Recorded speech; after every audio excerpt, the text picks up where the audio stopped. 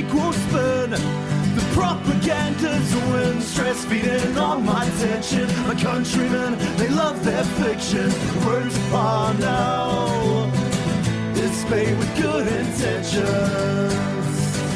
Welcome to 1 or 200 Media and Politics here in Aotearoa. Kia ora, everybody. I'm joined by my co-host Ginny. How you doing, Ginny? What did you say before the recording? You said surviving and thriving. It is I'm something I aiming said. for that. I'm You're aiming for aiming for that. that. Not Yeah. doing it currently. You're No, aspiring. aspirationally surviving and thriving is what I'm doing. Fantastic. And we're also joined by John. Welcome back. How's it going? Not so much surviving and thriving as diving and unaliving these days, but you know, we'll. Hey, let's try and not do that. We could use you in the fight. Oh no, I mean I guess it depends who you're going after. Lots to talk about. Lots of horrible shit. Once again, we are living in the best timeline because all the other timelines collapsed. So this is the only one left. Each of them were worse and more horrible than you could ever imagine. Let's fight for the future of this one. China had a memorial celebration, 80 years of after having defeated fascism, and particularly the invasion by imperial Nazi-aligned Japan. New Zealand had some representation there, not official. Helen Clark showed up, and John Key got the finger guns from Xi Jinping. It's amazing that he got the finger guns. Like, I'm still waiting on those fucking pandas, John. No, no. See, this is why he got the finger guns because he kept the pandas away from us. He gate kept the pandas from New Zealand, and fair enough. I think it was funny that everyone was just like, "Man, why is China having a celebration?" It's just like they do get to celebrate like being on the right side of World War II, guys. You'd like if you're on the good side, you definitely do get to kind of go, "Hey, we did it." I've got a workmate who's Chinese, and he was just like, "Oh, how come Russia aren't having a celebration?" And I went, "Well, because they can't afford to move that much military hardware down a main street at the minute. Because if they do, Ukraine wins." Mm. Yeah, it's. But I mean, and like everyone got to get involved in this one, right? Even Donald Trump on Truth Social or wherever saying like, "Oh, everyone's conspiring against me at this party They're I wasn't invited conspiring to." against me. They're all meeting up and having a party, and I wasn't invited. They're Very so sad, jealous. very sad. They're Yeah. so jealous. I had a parade, nobody came. Very sad. Yeah. What did he say? I think he wanted people to give their regards to Putin and Kim Jong-un as they conspired against the great state of the Americas or some bullshit like that. Like absolutely just the most cope sort of tweet. Like just so ridiculous. It's been really As Uh, funny, and by funny I mean just like sad and pathetic. just a moron. Just a moron. Watching the Western media response to this, Yeah. which is just absolutely failed to effectively inform people about why this was happening. About the fact that I think China, the only country that lost more people, who had more people die during World War II was Russia. Something like 15 to 20 million Chinese people were just like, most of them just murdered.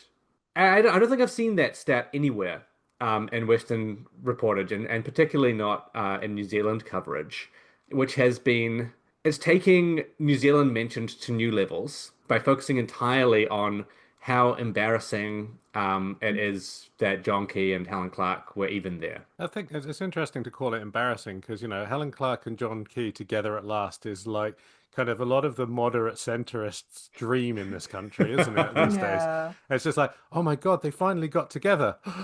But what are they doing? No, no. And Yeah. like I kind of the coverage is dreadful, but I mean it's part of the great forgetting of, you know, Russia and China's contribution to World War II in many ways. And Russia, to be fair, has not been doing a lot to deserve it at all recently. But that kind of idea that World War II was won by America is just fucking bullshit, and everybody knows it.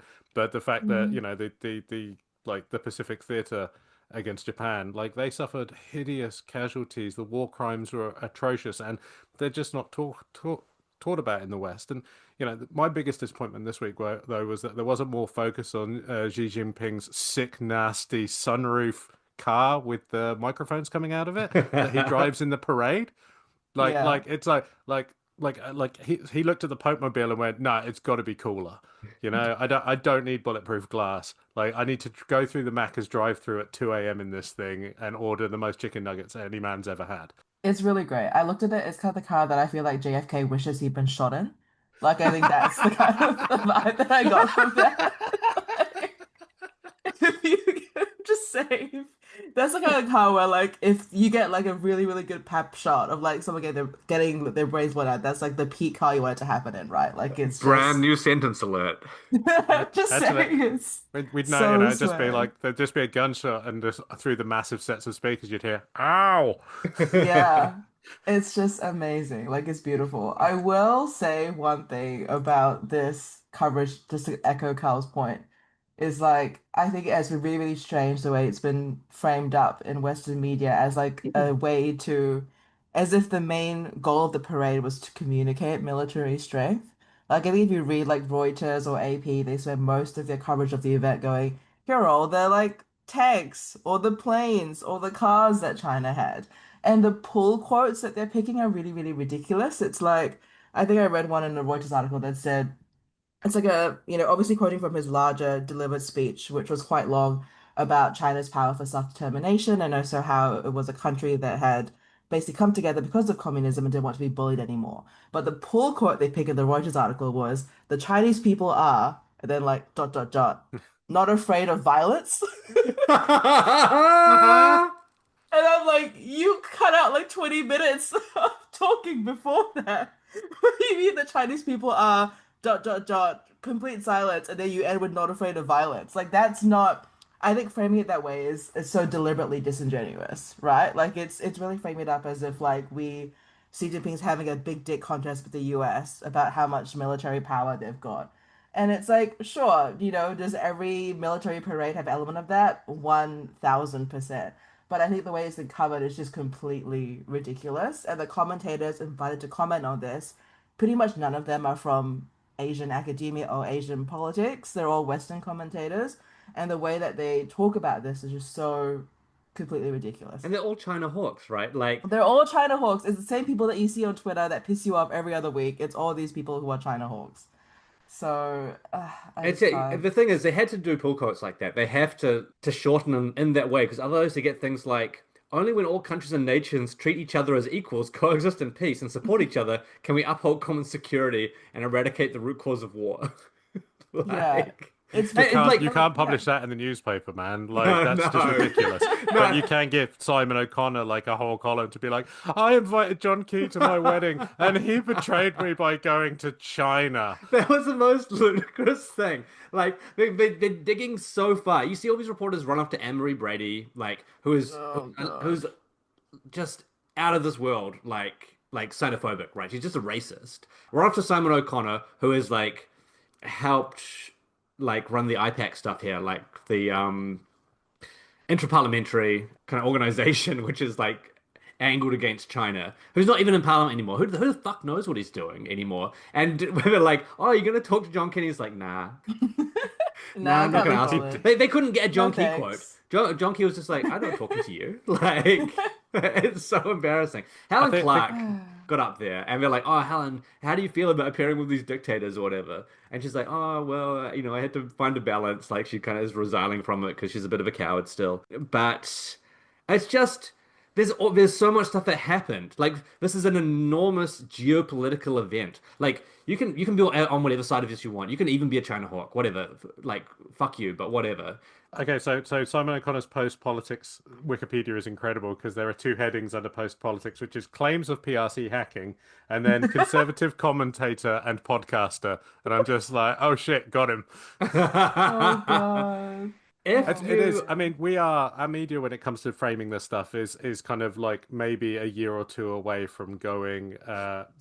Chris Luxon met with Xi Jinping and he wore one tie. One tie sounds like Taiwan. This disgraceful betrayal of the Taiwanese people by the guy. Like they are. It is literally like so close to them just being it like. is, it's becoming like Gnostic, right? Like, Mm. it's real tea leaves shit.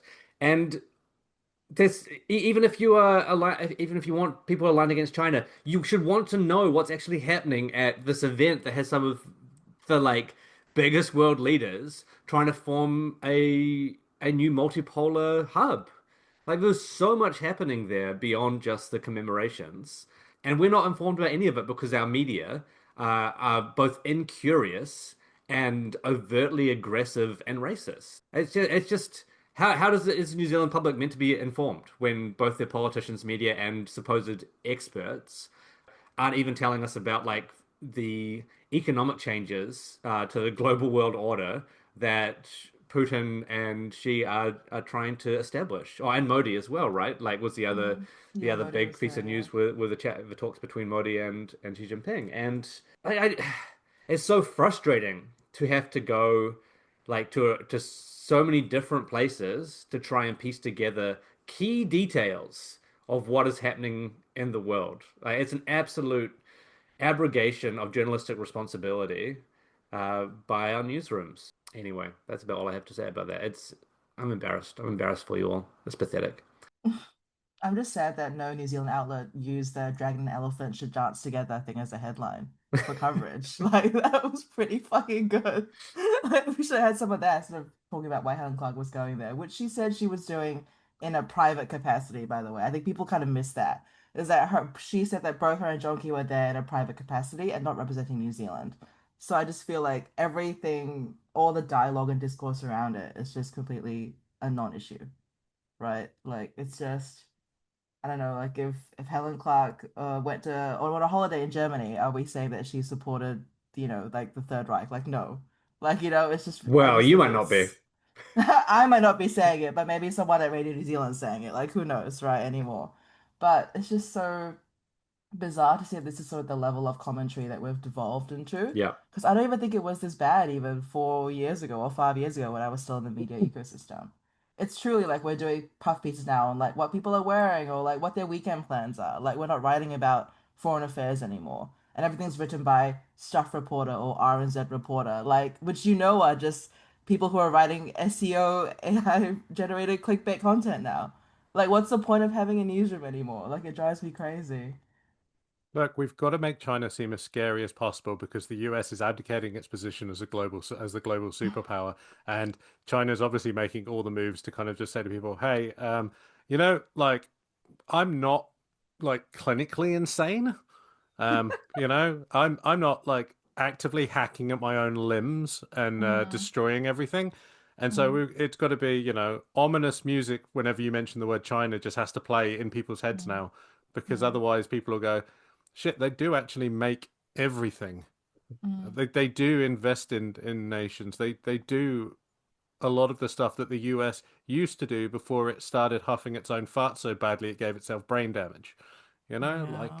like so it's got to be this has got to be scary. We've got to spend $12 billion on new drones and helicopters and stuff because of you know who, and it's like Mm. uh-huh. And you saw Collins get extremely fucking mad at Helen Clark this week, probably because it overshadowed Judith's secret mission to Ukraine. Which was ridiculous to read about as well. Like, just, oh God. Good work, Agent 47. You've killed Vladimir Putin's double. The thing I'm interested about is whether or not Luxon knew about that visit. Like, because Judith Collins has been getting up to a Mm, lot of stuff recently where the even the rest of cabinet doesn't seem to know that she's been mm, talking to other political leaders. Shadow Prime Minister Judith Like, mm. Collins. like It for seems FBI stuff in like particular, like we talked about last week. Yeah, I mean, I guess it's either I feel like I think she did speak almost on his behalf about Ukraine visiting. I think during the coverage, she was saying that she said that he would visit the country soon, but that she couldn't say exactly what time and that he'd be left to make his own arrangements. So it's like, is she deciding for him? She's speaking for him? Like, what's the situation here? Like, is she puppeting him through the asshole? Like, what's going on with the situation? I am She's curious to know, you She's bought know? him a bag of chips and an orange juice and told him to wait in the car while Mummy Yeah. goes in and talks to the important It's people. in one of those little Yeah. sippy cartons, right? Yeah, Yeah, he's definitely. got the window is wound down. He's got his favorite music on. Far out. Well, while we're still somewhat abroad in the coverage, John, Mm. we've got you here. What's happening in the Uh-oh. UK, such as it is? Ah! It's bad. It's always bad. The UK's always bad. Like, just ignore it. It's gonna fall in the sea eventually. That's all I can do. Like Atlantis before it, Yep, that's the end another of the UK. another That's the end great of the UK nation segment. descends Yeah. below the waves. Rule Hey, cool, Britannia. great. Britannia rules the waves. Oh, sorry. No, no, sorry. Just getting some news in. The waves have in fact won. Good, good, good riddance. Back to Aotearoa. Sorry, Um, Back sorry to to any Alton. listeners with any audio processing stuff there. I just couldn't resist. Just a bit of a scream there. look, and deserved. The Minister of Health is trying to like just stop bargaining illegally. Yeah, the Mm. miniature of health, as people are calling him on Facebook. Like the Facebook commenters are really enjoying, like really, ripping into how weird Simeon Brown looks as a person. And I know that's unfair and cruel and all of that, but it is also very funny. And yeah, he put out a statement this week saying, by 4 p.m. Friday, I want the Senior Doctors Union and the Ministry and Health New Zealand to have requested an independent arbiter in their collective bargaining, and the Senior Doctors Association came back with uh, one, no, two, do you know how illegal, do you know how unlawful what you're doing is? Three, you don't understand how this works. Four, you're a fucking idiot, which is perfect. Like, in terms of he doesn't want them to keep going on strike, even though he's like, actually, I'm not bothered. It's them that's causing people to suffer. But then immediately tried to, like 2 days later, force them into doing something which he does not have any power to do. He can't compel them to do that. He should not be intervening. Last week, Judith Collins gave Brooke Van Velden like a clip round the ear about it for trying to fuck with the ERA. And even Chris Luxon went, yeah, like that's really out of line. But it is. You've got these ministers who don't understand that they're not playing Toy Town politics anymore, that this is the big leagues.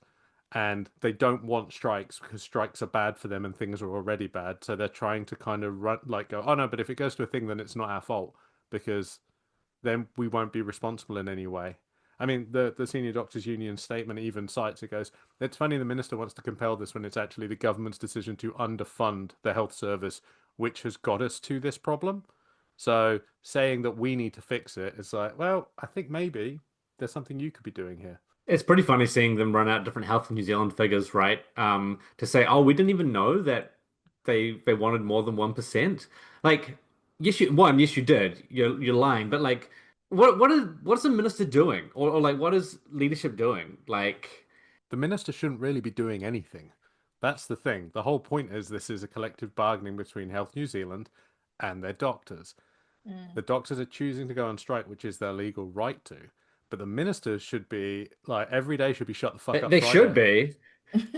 you know? But it was very And Yeah. clear that that stuff from Brown came alongside this announcement from Dr. Richard Sullivan from Health New Zealand, right? Just being like, I've never even seen that number. Like, what are you talking about? Like, what I are you don't trying to even know what a do? doctor is. Yeah, like it's so ludicrous. And then that comes alongside this this ombudsman report, what was it, like 2 days ago, where it's forced Health and Z to apologize to the nurses union because they didn't release staffing shortage data for a year. Between Like 20 and 30% shifts.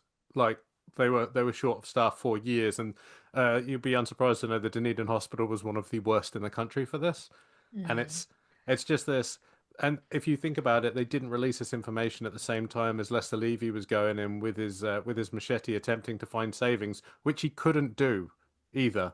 Which is why they kind of stopped him from doing it and then put him back in on the new board anyway to continue his work. But Although they've kept him out of the media now because he's so toxic that like he cannot have a camera near him anymore, which like should be like drawing media to him like nothing else. But apparently they're taking their orders from central government now as well. Mhm. But yeah, there's just this huge range of stuff where there's been collusion between Health and Z and you just have to assume the government and the minister to try and keep information out of the public sphere that will allow health workers to put pressure on the government alongside these like unlawful attempts directly by the minister to interfere in bargaining.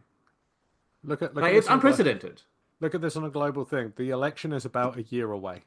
This time next year will probably be the election campaign, realistically. And all of the ministers have realized not only have they not actually done anything in the last 3 years, that the things they have attempted to do are about to hit the skids in terms of there's going to be another teacher's strike. The primary teachers will probably go on strike. The doctors and nurses may go on strike around the same time. You could have an awful lot of public servants who are popular and cared for by their communities walking off the job going, get a load of these fucking idiots. They're offering us this. And the community have noticed, people have noticed this shit. They've noticed that the remuneration for board directors is going up like fucking 80% or something, and all of the MPs got a 10% pay rise, but teachers are being offered 1% when inflation's like 2 point something. And people aren't stupid. They're going, wait, whoa, whoa, whoa, this isn't making any sense at all. And as I say, it's a year up from the election, so obviously Simeon wants this to go to arbitration so that it gets dealt with, and he no longer has to cover Health New Zealand's ass, and he probably doesn't get emails from the people he's put on the board going, fuck, what do we do? What do we do? What do we do? And, for all that they talk about Erica Stanford being a bold leader, she's done fuck all as minister.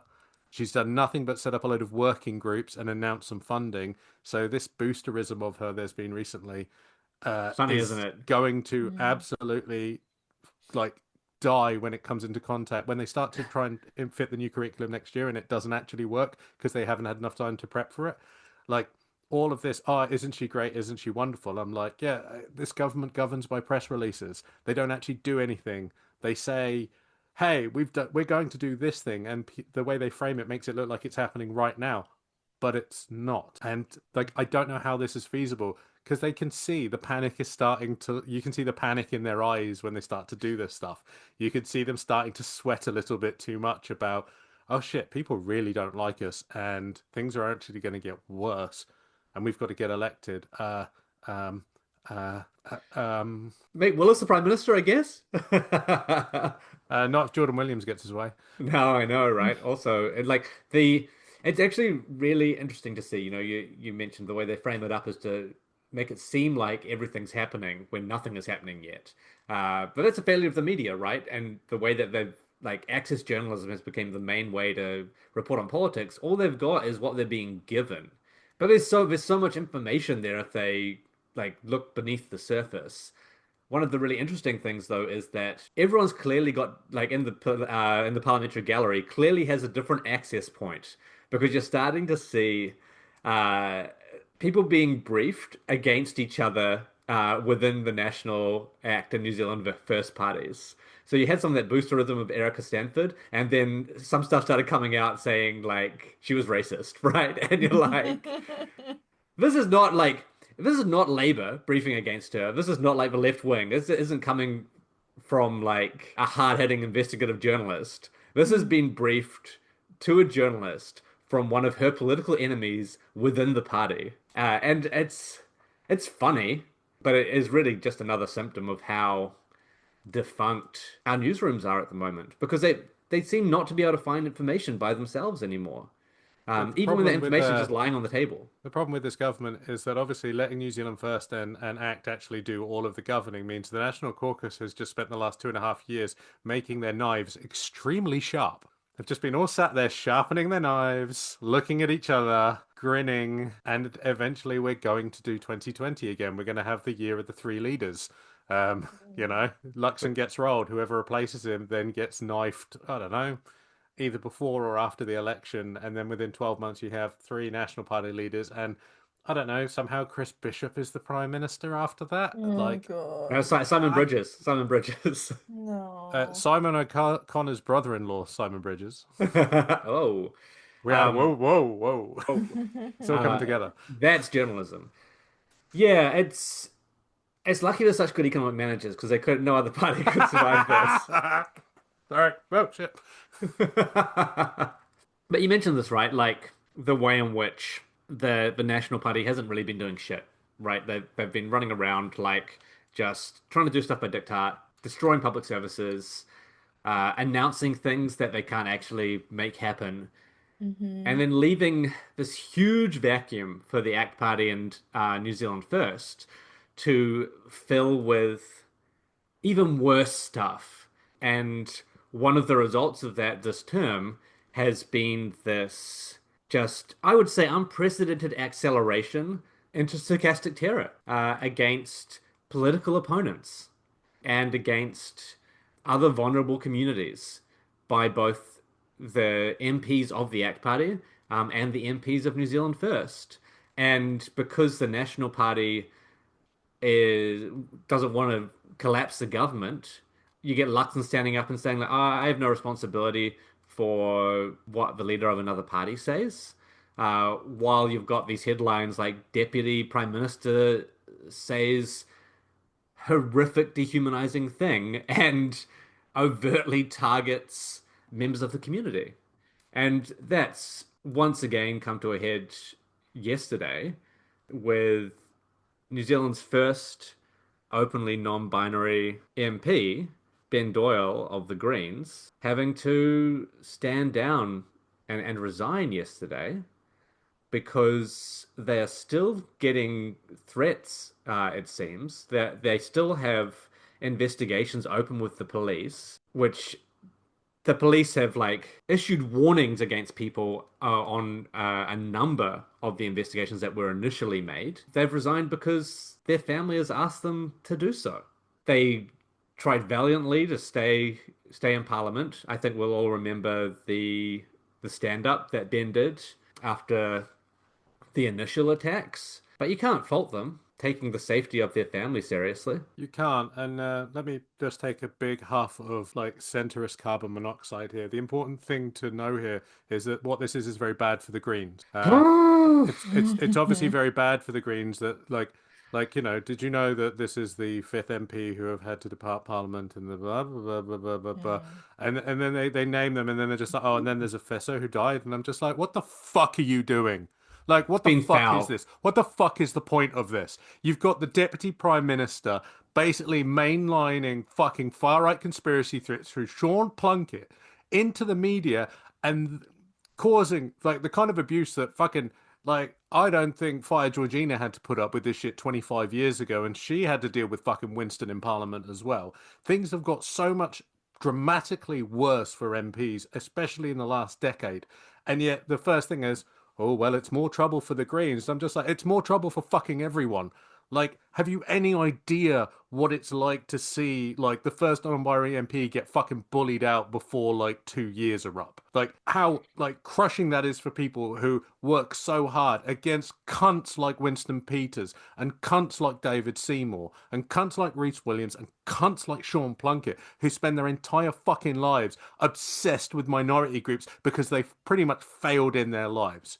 It is so fucking annoying. It's so infuriating, and it's incredibly disappointing of Winston Peters not to actually have the average life expectancy for a Maori man in this country, because that would have meant that 7 years ago we'd have been fucking rid of him. As it is, he's just about beating the average life expectancy for a white man in this country, which probably speaks more to his privilege than anything else.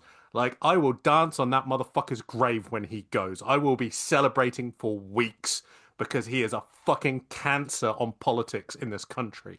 He is a cancer on so many things that we should actually hold dear as part of our democracy. And he'll just go, oh, well, you know, if you can't stand the heat, get out of the kitchen. I'm like, get used to the heat because you're going to hell, cunt. Anyway. That's the thing, right? Like, Yeah. zero consequences No. for Winston Peters. I don't think even named in most of the reportage on the resignation decision yesterday.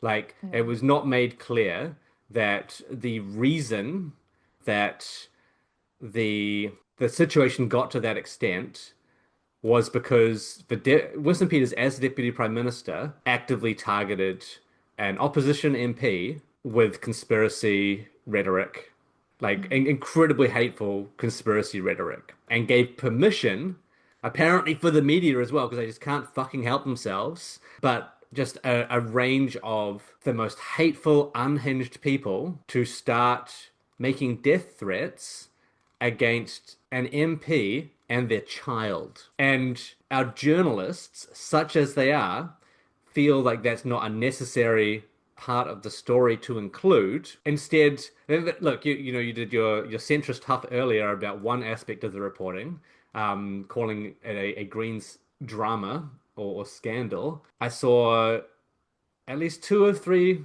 reports calling Doyle's decision a U-turn because they had previously said they weren't going to resign and now they had, and so they've made a U-turn, which is barely coded like attack politics language. Just horrific. Benjamin's stand-up in April was one of the most clear and unapologetic and humane pieces of political communication I've seen in this country.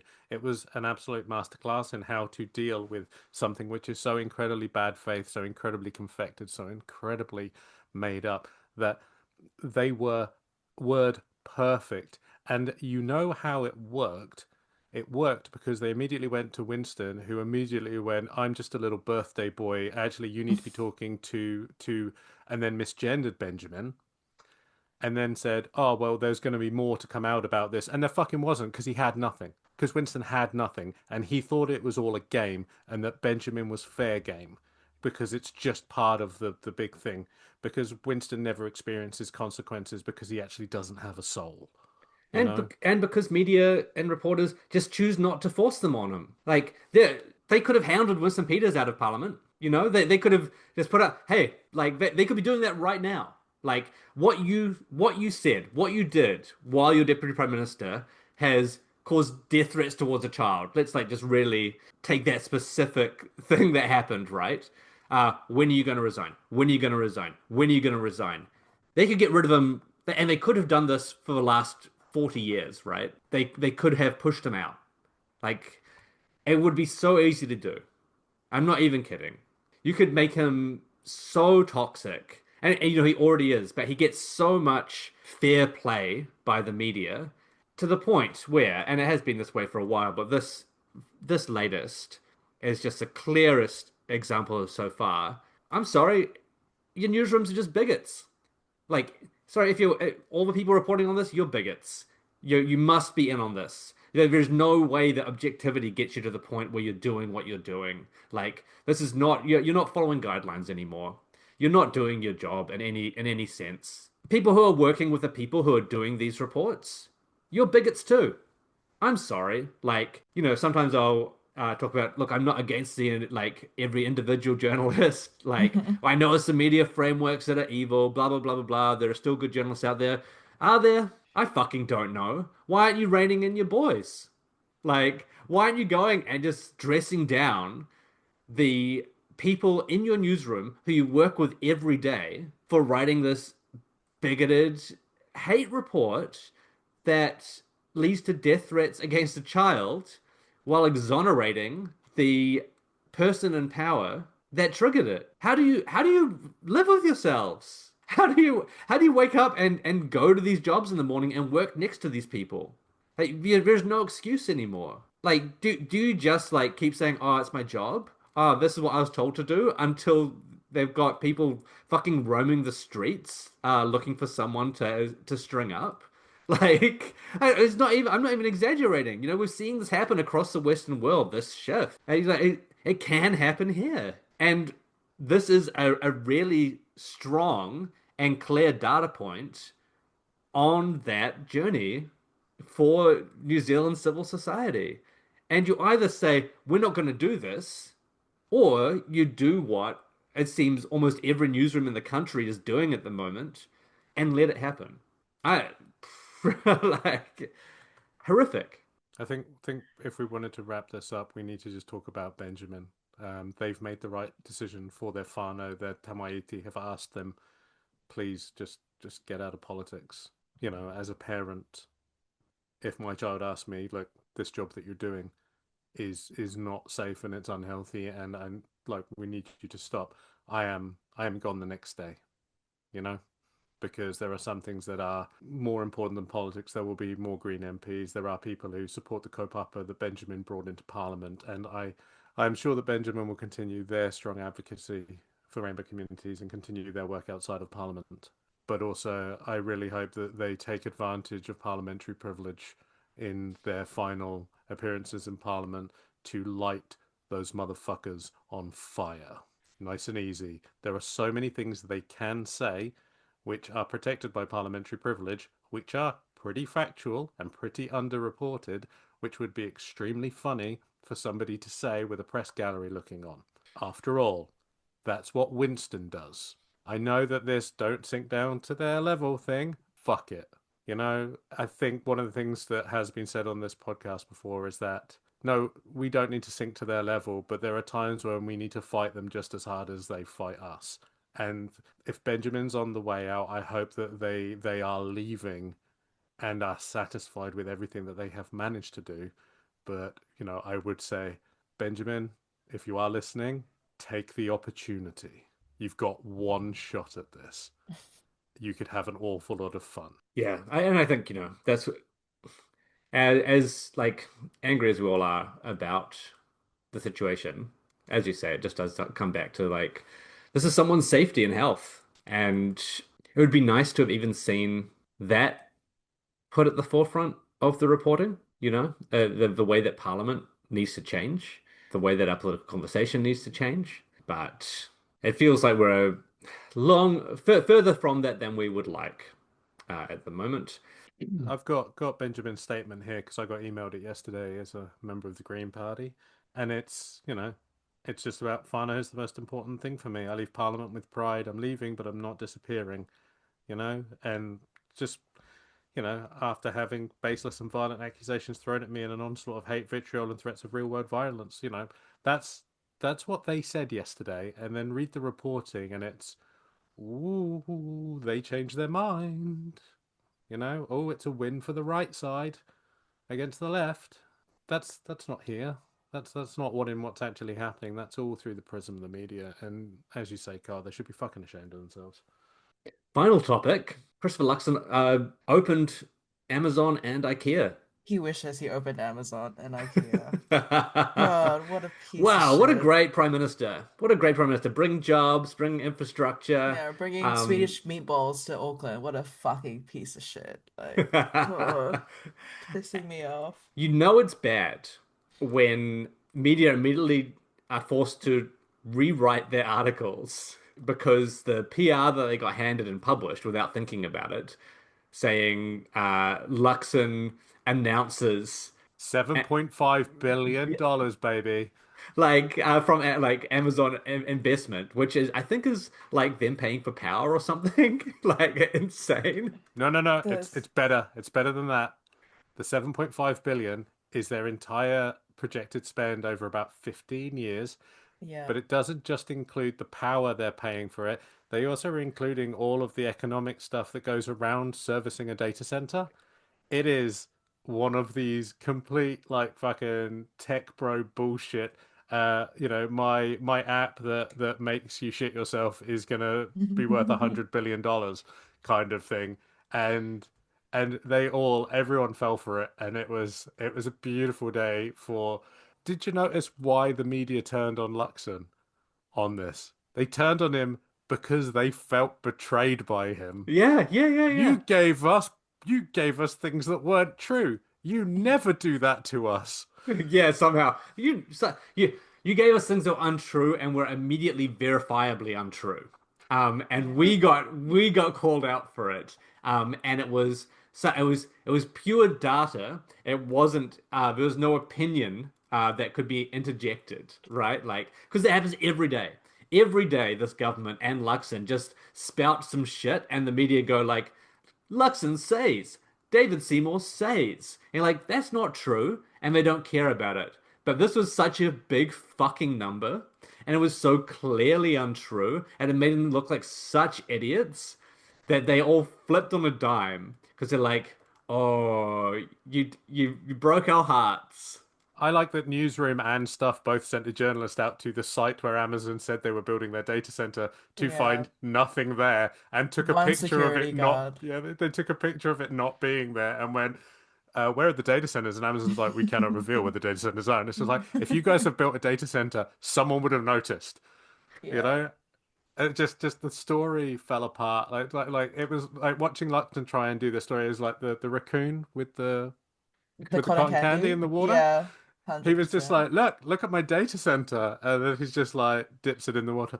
Oh no, my data center. Except a raccoon is actually more qualified to be a prime minister, the prime minister of New Zealand than Chris Luxon. Yeah, probably. It would get way less math wrong, I think, in talking Better at about waste this. disposal too. Yeah, 1000%. It's just, I mean, I work in the tech sector, which is vomitous, obviously. But I think it's a sector with lots of opinions on this sort of announcement. So I actually got a photo from a friend who was like at this AWS thing. He went, "Oh, guess who found out who the guest speaker was? Like the surprise guest speaker." And I was like, "Oh, is it someone cool?" And he was like, "Nah, I'm gonna hang myself. It's Chris Luxon." So that was the general vibe in the room. People were supremely enthused about the whole situation. Um, but I think the worst thing he could have done probably is speak about to deliver such a numbers and figures heavy speech in front of an audience that is already an unfriendly one to him. Like you're talking about like you're speaking to the average developer in New Zealand who is not going to be someone who is particularly, I suppose, Chris Luxon friendly, right? You're going, okay, so Amazon spent $7.5 billion here. You're speaking to a room full of Amazon people who know that that hasn't happened, and that idea is just ridiculous to me. Like the confidence or the brain damage you need to have to get up on that stage and say those things so confidently about data to a room full of data scientists, developers, and cloud architects is frankly quite vomitous. And I think one thing that coverage maybe hasn't really touched on so much is there has been a lot of local pushback from people in cloud infrastructure about Amazon's opening here. I know the focus has been like the number is really huge, it's really wrong, there's no work being done, all very valid concerns. But I do want to say that the idea that Amazon could invest in a project of this size and deliver results endorsed by the New Zealand government is disgusting. The way that it's framed up, I think, is essentially the spiel from Amazon, which was rolled out over the past week, was that if we have a data center here in New Zealand, it's going to let New Zealanders choose to have their data stored in the country as opposed to offshore in the States or in the EU or wherever Amazon stores your data now, and that would improve data sovereignty. Oh First fuck. of all, giving Amazon your data is not improving the country's data sovereignty. Let's think about that, first of all. Amazon, a US owned provider, putting data centers here in the country, subjecting our data to foreign legal frameworks like the US Cloud Act. That is not supporting Aotearoa's data It sovereignty. is the opposite. It is the complete opposite. It's It's the digital complete imperialism. Come opposite. on. It's ridiculous, right? And if you think about it, and this seems elementary to me and most of the people I suppose listening, but if it's not, well, maybe you learn something today. Everything is political. Okay? Investments are going to result in influence. And access to this tech is going to amplify bias. And we already have a huge issue in this country where our policies, our public policy, tech policy, foreign policy, and also even like our algorithms in this country, our data, the way that we view stuff, all that's already being shaped by American-centric worldviews, right? And American-centric values. And we talk a really big game about if we want data sovereignty, we should be trying to preserve a society and policies and data and access shaped by Aotearoa and our worldviews, not somewhere else. And using offshore providers like Amazon, which is a huge one, that means that all the money that we're making as a country to sustain this infrastructure, that goes offshore too. I cannot stress this enough. If you're giving money to a US-owned corporation, that money isn't coming back into the economy. Okay, newsflash, we're not going to get 1,000 jobs in New Zealand because of that data center. They're going to be hiring at least half of that staff from American offices to run this new flagship data center in this country. And another point, another point, which makes me so mad actually, is that New Zealand, we already have sovereign cloud data services, by the way. These services exist. Like, we as a country have the infrastructure and the tech available to make our own sovereign data centers, and there are providers doing this right now. So, if we really wanted and really cared about data sovereignty, as Chris Luxon said in his speech, and as Amazon are saying in their press releases, we would be picking a locally owned provider. We can't have sovereignty offered by a US owned provider in New Zealand. How is no one picking up on this? Like, I know the big number is bad and that's the biggest, most important thing to think about, but hey, we don't even think about the ramifications of a country like Amazon having a $7.5 billion investment of any shape or size in the country. Why is that not being interrogated? Sorry, that made me mad, but why is that not being interrogated? No, no, this is weirdly the last posting cast I did was with someone. We talked about data sovereignty and like all of this stuff, like all of it came up in kind of a, hey, we should talk about these things because especially indigenous data sovereignty as Yeah, well. Like 100%. Jeff Bezos doesn't give a fuck about Mount Whenua. Jeff Bezos don't give a No. fuck about anything except his probably impending divorce to his deeply unhappy wife who he dressed Yeah, like shit for her wedding. Like yeah, God, she looked terrible. But God, that's very Trumpian of me. Terrible wedding. She dressed terribly. She yeah. looked horrible. Ter Horrible wedding. yeah. Everyone was very wet. Um, but it just we keep hearing these things about oh yeah they're going to build the data centers like oh yeah don't worry when the Bluff smelter stops working we're going to fill Bluff up with data centers and I'm just like uh-huh no Yeah. just that's not going to happen it just it won't happen oh it's going to make these jobs no it's not going to happen that's not how that works that's not how any of this works and the fact that immediately everyone went wait you mean the Amazon data centers from 2021 those ones that they said they were pausing last year and now they've unpaused this year. Okay. And that kind of ties into Chris Luxon's fun Auckland week where he went around claiming credit for, like I said, IKEA, and everyone was like, you mean the IKEA they announced in 2019, but kind of had to pause for a few years because there was that thing in 2020 and Yeah, something that caused 2021. global supply issues, I think. Yeah, Yeah, oh, crazy. big boat stuck. That was it. It was big boat stuck. Mm, That's what all Um, the construction supplies for that IKEA were on, the big boat. mm. Yeah, all flat packed. Just all of it in a big flat pack with the biggest instruction sheet you've ever seen and one Allen key to put it together. Took five That's years to why get it it's here. yeah, that's why it took so long. It's like one guy being like, oh, shit, is this part A and is this part B? I know if I lay it all out across Sylvia Park, I can put it all together. But it's that him, oh, we did this and we want to make sure that people get it, that big businesses we're going to get out of their way. And I'm like, yeah, the last government did that. That's why they're here. Yeah, yeah, well, we Like, fast-tracked this. What? it's like I don't know. Did you guys cover the supermarkets thing last week? Yeah. Yeah, you covered this. The supermarkets thing is so funny. It's like, oh, cool. We're gonna get like 3 stores in major metropolitan places. That's great. I live in a small rural town.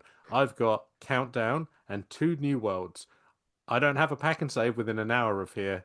I don't have a Kmart. We barely have any big box stores. It's fucking blissful, to be honest, in some ways. But the idea that opening a Costco in Wellington or Christchurch is going to make my vegetables cheaper is just again, it's the same as what Jenny's been saying. It's this fucking voodoo economic shit where they're just like, no, no, but if we get big number, it'll make economy better because line go up, and it's like the extractive nature of Woohoo. all of this is just so the contradictions in capitalism they keep on heightening and like I've read a few books about this and apparently things get really interesting and cool shortly. Can't say exactly when. There's going to be a surprise, but something's coming. Inshallah, inshallah. Winston Peters, redacted, Mhm. redacted, redacted.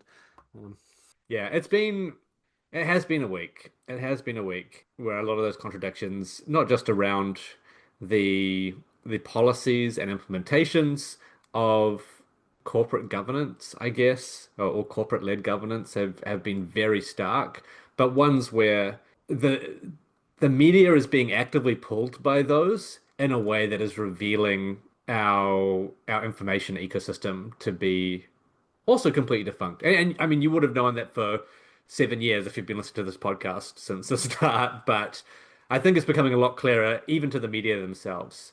I am worried that it means a lot more of the political coverage is going to tend towards the bigotry and hate amplification like that against Ben Doyle, because that can't be challenged in the same way, right?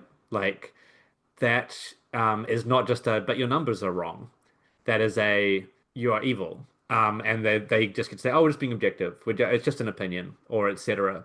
And they get to hand wave that away. And I think for some of them, that is going to be very tempting, and continues to be, and has been in a way that informative, well-evidenced reporting just isn't because it's too hard. It's too hard to do, and they might have access cut off from the ACT Party and from New Zealand First, and then where are we going to get their stories from? The the poor people. But listen to independent media. Like there is a growing ecosystem of left-leaning progressive media that is working harder and harder to actually break news as well as just doing what we tend to do on our current events, which is just reacting to what we're seeing out there.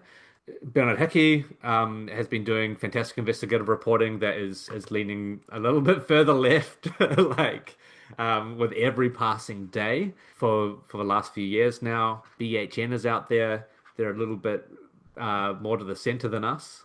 That musical chairs account on Blue Sky, which just takes the numbers and shows them in nice, easy to understand graphs, in a kind of, hey, if you wanted to know why things are bad, here are the numbers, Yeah. is absolutely fucking invaluable to just kind of getting the vibe. And also, like, talking about like doing independent media, people may have noticed there is that shift happening out there. Like, check the comment section under any story about the government at the minute, Uh-huh. and it's like a very small number of kind of government defenders getting swarmed by people being like, "Oh yeah, back on track, nice one, Lux," and like it's there is a sea change happening there. Like is Bernard Hickey getting further left, or is the government itself pulling further away to the right, and that's kind of leaving everyone else behind as well? Objective reality just happens to be quite left wing at the moment. If you're analyzing the solutions correctly, right?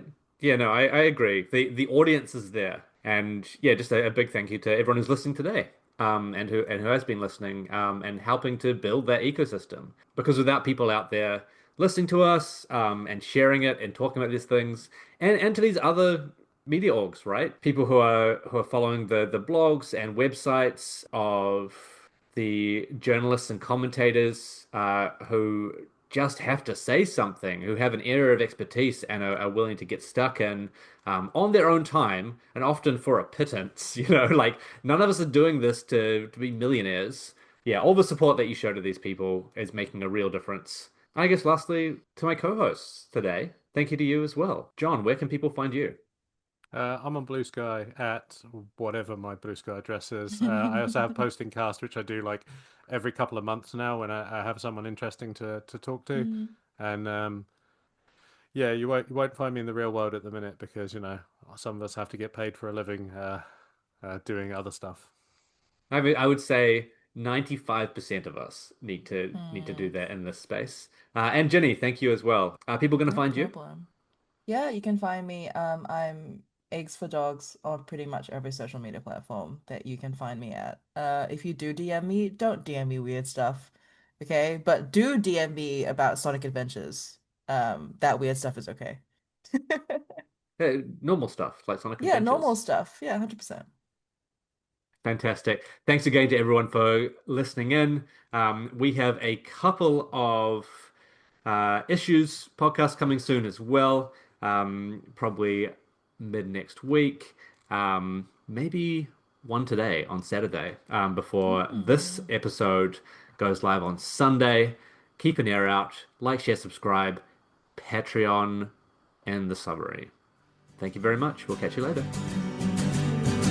If artificers are, then I'm living a pointless life, but learning all your lessons. Fucking politics, there's no distinction. The road's upon now. It's paid with good intentions, and I'll admit that I'm at a loss for what to say when they quote this as a cost we ought to stay. 'Cause I live amongst the people every day. This vindictive, forgetful fucking rain. It feels like we're on the road to hell.